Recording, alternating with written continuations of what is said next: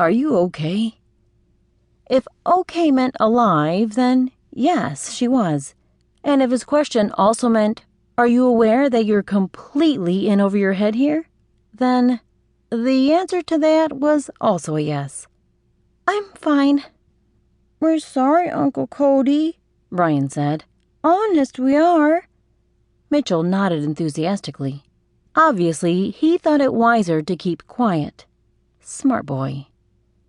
Fiona watched as Cody took off his hat and shook the water off of it. Although she'd known him only about an hour, she didn't think he looked angry. More like exasperated. She experienced a sudden surge of sympathy for him. Although she couldn't do anything in her official capacity as fairy godmother, she could still be of some help. She clapped her hands together loudly enough that the little boys turned to look at her. "Okay, guys," she said. "Here's what we're going to do. I want you to turn off one hose and carefully hand me the other one. I'm going to rinse the dogs off one at a time while you empty the buckets and wring out the sponges. We're going to work quickly and quietly. Is that clear?" They nodded in unison. "Good. Then let's go." She reached out for a hose and motioned for Mitchell to lead one of the dogs over. "Stand there and hold his collar while I rinse him off, please." She turned her attention to a black Labrador and made short work of rinsing him off. "Next, please." So intent was she on her work that she jumped when Cody's hand closed over hers.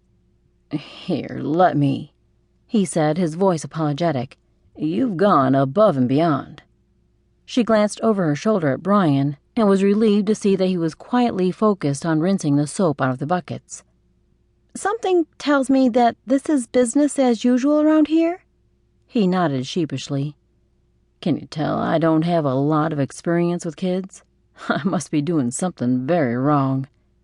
Why don't you go on up to the house and get changed?" He gave her a half grin.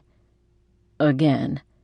And if you wouldn't mind making it, I'd love it if you'd join me for a hot cup of coffee when I get up there."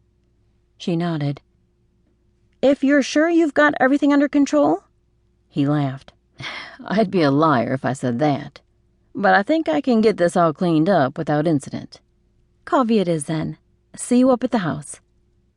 But she hadn't taken more than 15 steps before Cody called out to her.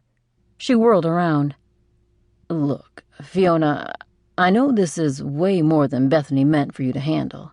You don't have to stay and deal with this." Oh, but she did.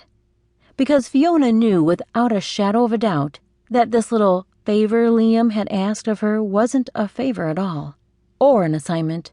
It was a test of her nerves, of her resolve to do whatever she had to do to get to London, and a test of her strength in resisting the charm of a certain handsome cowboy.